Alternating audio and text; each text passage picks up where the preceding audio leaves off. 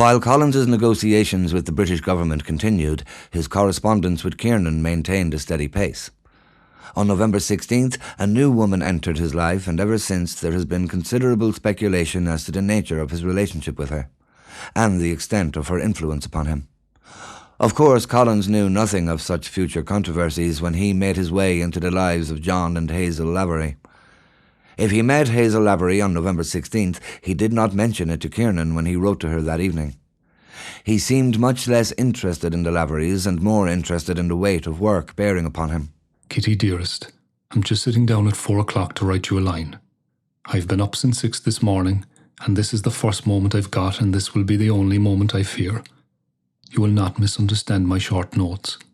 You won't, please, will you? By the way, I sat today for my portrait. My interesting life. Absolute torture, as I was expected to keep still in this, as you know, is a thing I cannot do. Another thing, the Tatler has asked me to give them a sitting for a photograph, and that's that. Sir John Lavery is painting me. We'll probably get photos of the painting, so I'll send you one. My present arrangement is to go home on Friday night. If I do, will you come to town on Saturday night? I may have to return on Sunday as we're getting into the heart of things now, and I don't suppose we shall be here much longer. How are you? I got no letter today. I suppose you are growing tired of my short ones, but if you only saw the life I have to put in, you would not be surprised and you would not blame me.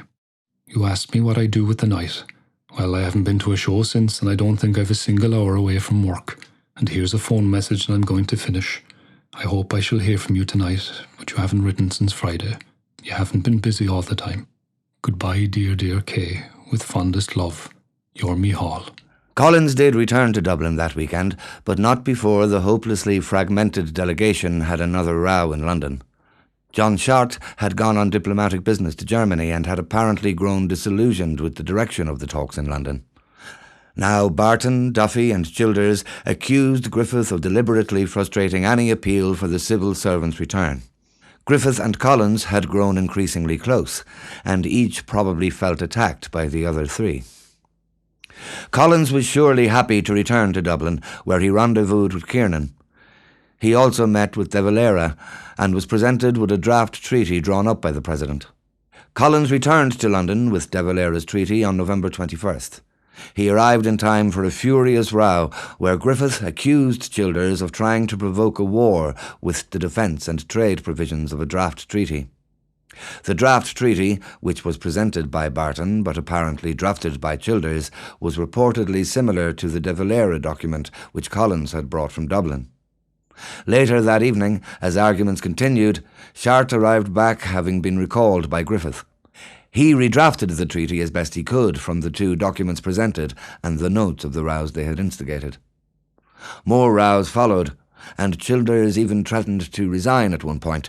Collins left the meetings before the arguments concluded for the night, but returned for their recommencement on the morning of November 22nd.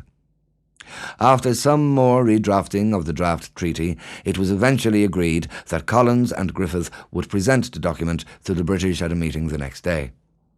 Against the objection of Griffith, it was also agreed that they bring Barton with them. At the meeting of November 23rd, Lloyd George rejected the Irish offer. Its defence clauses were too weak, and he would have to insist on permanent access to facilities on the Irish coast. He was also unhappy with the idea of external association as presented. There could be no limitations on the symbolic authority of the Crown in Ireland. Barton attempted to renegotiate aspects of the Crown authority and British defence several times, and several times Lloyd George shut him down, saying that they would not return to debating these topics. Lloyd George apparently later referred to Barton as a pipsqueak. Nonetheless, the meeting ended with the Prime Minister opining that the way forward was to have Griffith sit down with a constitutional expert to see if they could come to an agreement that was fully understood by all.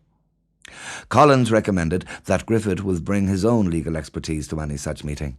The British agreed and asked that Collins also attend.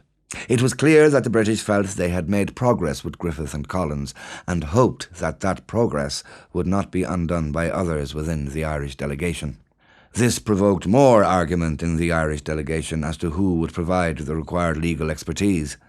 Again, the idea of leaving Griffith and Collins alone in a sub-conference with the British did not appeal to the wider delegation.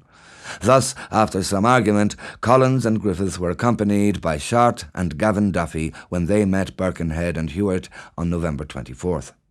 The meeting was essentially a battle between the Irish vision of external association, where the Crown was the head of an association or Commonwealth of States, and the British insistence that the King would be the head of the Irish state within the Commonwealth.